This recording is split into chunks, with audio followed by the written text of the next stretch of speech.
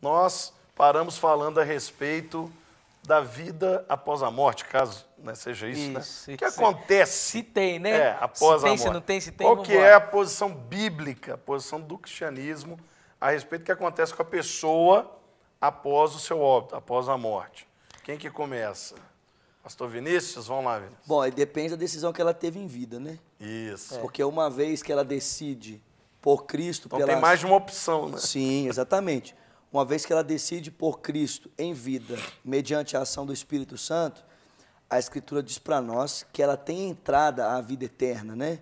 Ela tem entrada ao reino de Deus, são as expressões que a Bíblia usa para definir esse estado permanente de perfeita comunhão com Deus que a pessoa vive após a morte. Mas a pessoa também que não experimenta, né, dessa decisão por Cristo, a Bíblia diz que ela também permanece nesse estado de eterna separação de Deus, o que a Bíblia Sagrada vai chamar para nós de inferno, ou vai chamar para nós posteriormente de lago de fogo e enxofre, que é a segunda morte, né? Eu gosto de pensar nisso. A pessoa ou ela vai permanecer nesse estado de comunhão eternamente junto ao Senhor, ou ela vai permanecer nesse estado eterno de separação do Senhor. Porque também tem algumas pessoas que pensam que o inferno é estar eternamente ao lado do diabo. E eu penso que o inferno é inferno porque você vai estar eternamente separado do Senhor. Esse é o maior inferno que o homem pode ver na sua vida, né? Não estar na companhia de alguém que está condenado e fadado à mesma condenação do que ele, mas estar eternamente separado daquele que deveria ser aquele que ela deveria estar eternamente ligada a essa pessoa. E o purgatório, Gustavo Pobel, não existe, não? Não conheço. Não conhece? Você nunca passou por lá, não? Nunca li textos bíblicos que falam acerca dele. Não tem base bíblica o purgatório. Nem o Senhor Jesus, claros o Senhor Jesus diz para nós... O que seria o purgatório, né? Tem que explicar para quem não sabe, né? Que não, mas o purgatório foi até excluído, né? Na última sanção do Papa, o Papa excluiu o purgatório. Mas é bom a gente atualizar, né, o pessoal, né? Mas o purgatório seria aquele lugar intermediário onde a pessoa ficaria purgando seus pecados até que ela pudesse ser absolvida. O terceiro caminho. Para chegar à salvação. E o Senhor Jesus deixa muito claro para nós no Evangelho de João, né, no capítulo 8, se não estou enganado, ele diz: aquele que crê em mim já está salvo, e quem não crê em mim já está condenado. Então não existe um meio termo. Você creu em Cristo, salvação. Você não creu, condenação. Não existe um meio termo. É tão interessante que quando Jesus estava lá na cruz, um dos ladrões virou para ele e falou assim: lembre-se de mim no paraíso. E Jesus falou assim: ainda hoje, tu estarás comigo lá. Então, quer dizer, aquele homem, ele pode ter feito as maiores atrocidades, porque a condenação de cruz era para crimes seríssimos naquela época, é equivalente a uma pena de morte hoje, cadeira elétrica, né? Não tem no Brasil, mas tem em alguns países. E, no entanto, o único gesto nobre dele, que foi o seu último gesto, foi um gesto de arrependimento de pecados, de reconhecimento de Cristo como Salvador. Aquilo cancelou toda a história pregressa dele. E aí ele foi, naquele momento, então, promovido ao céu. O que você acha disso, pastor Leandro? Ele pecou o tempo todo, mas ali no final... É o que?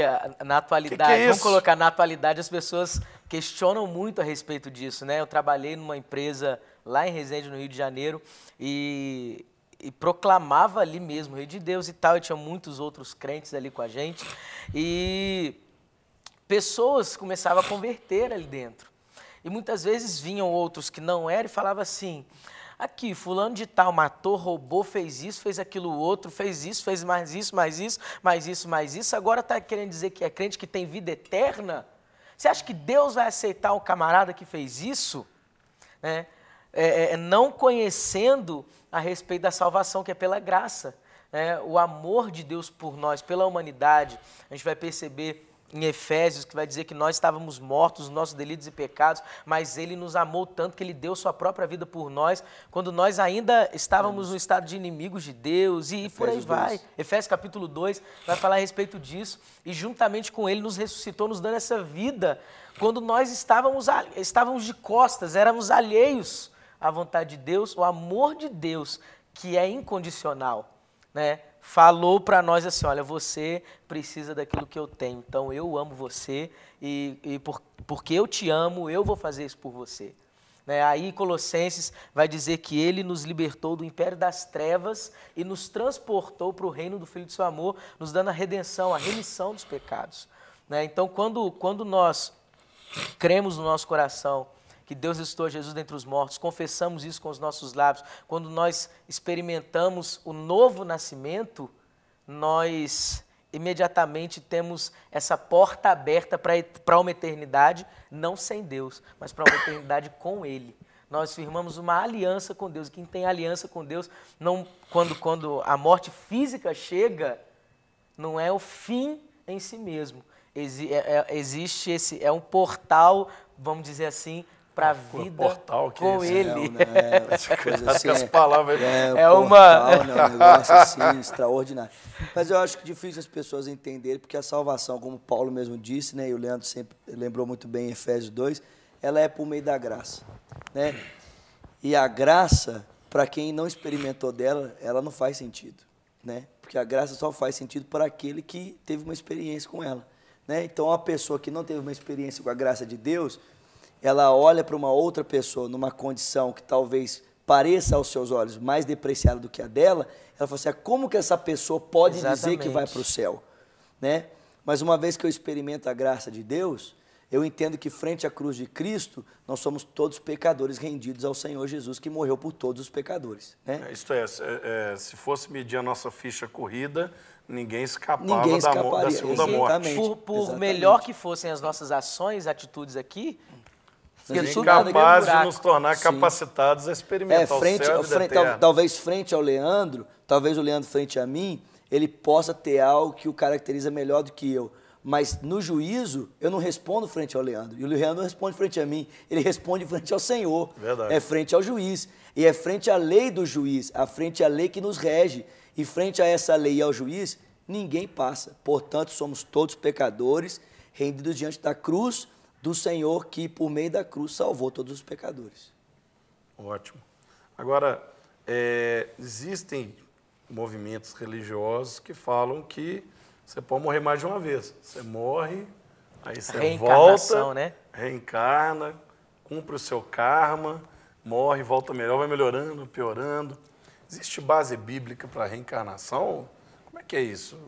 Também vou falar segunda vez como eu falei do purgatório também. Eu estou jogando tudo. A apologética hoje é toda todo na mão do pastor Gustavo Pobel. É porque ele está substituindo aqui, fazendo a vez do pastor Gustavo. Ele está na cadeira do Gustavo Bessa. Apologética. Guardadas as proporções. Mas também não existe base bíblica. Na verdade, é uma fuga, né, religiosa também. Eu visitei o Museu do Vaticano em Roma.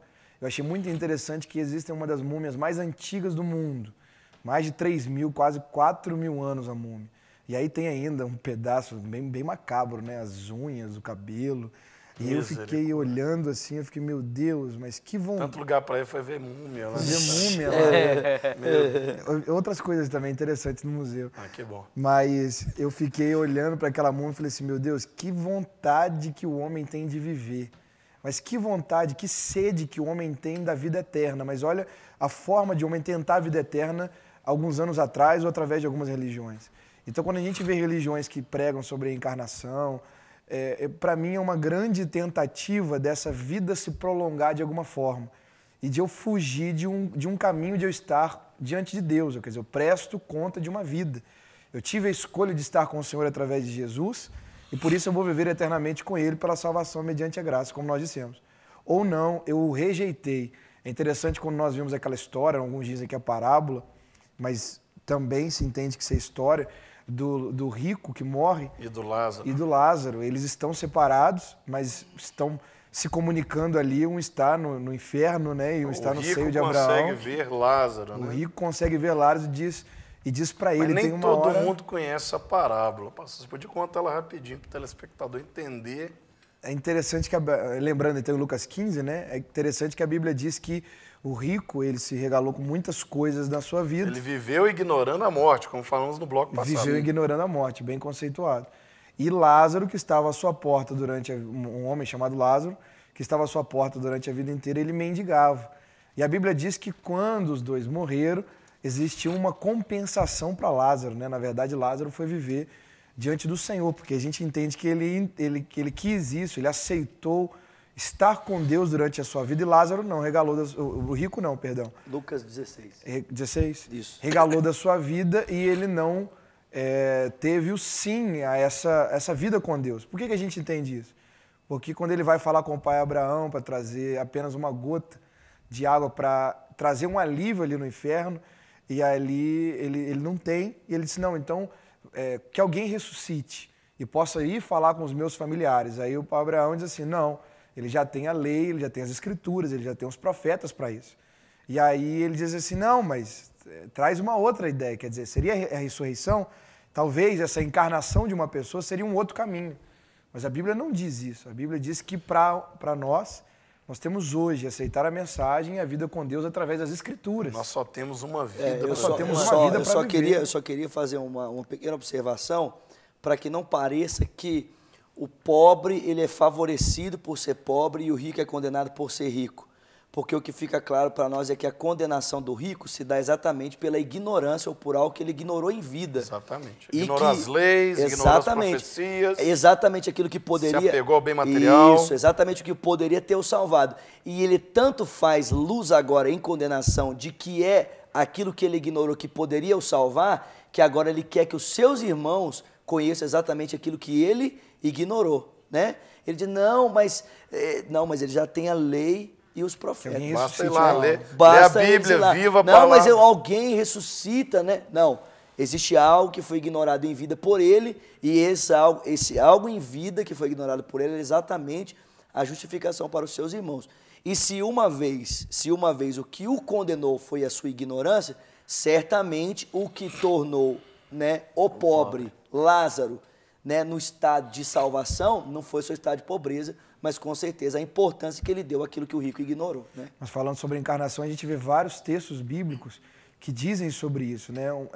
Que a Bíblia ela vai trazer para que o homem responda aquilo que ele viveu durante a sua vida. Hebreus capítulo 2... O sacrifício de Jesus, ele fala de uma vez, foi entregue uma vez. Hebreus capítulo 2 é muito claro sobre isso, né? O homem está fadado, né? Morrer apenas uma só vez, e depois disso, o juízo. Né? E talvez o número de adeptos dessa religião seja uma procrastinação de uma estada diante de Deus, onde esse rico não pôde procrastinar. Ele não pôde dizer assim, não, me dá mais uma vida, me dá mais 3 vidas, me dá mais... Dá 5 minutos para ir lá nos meus irmãos. Mas 5 minutos que eu vou resolver. E também o pobre não. Se ele aceitou a mensagem, ou aceitou a vida com Deus da sua forma, através das Escrituras, ou de alguma... A gente entende que ele teve acesso às Escrituras ali, e pôde ter uma vida com Deus ainda em vida... Ele foi salvo pela resposta que ele deu em vida. Como você deu o exemplo do ladrão que estava na cruz do lado, ele se arrependeu em vida. Ah, mas foi na cruz, mas foi em vida. Tantas pessoas que a gente tem testemunho de no leito de morte aceitam o Senhor. Último minuto, último respiro. Porque é em vida.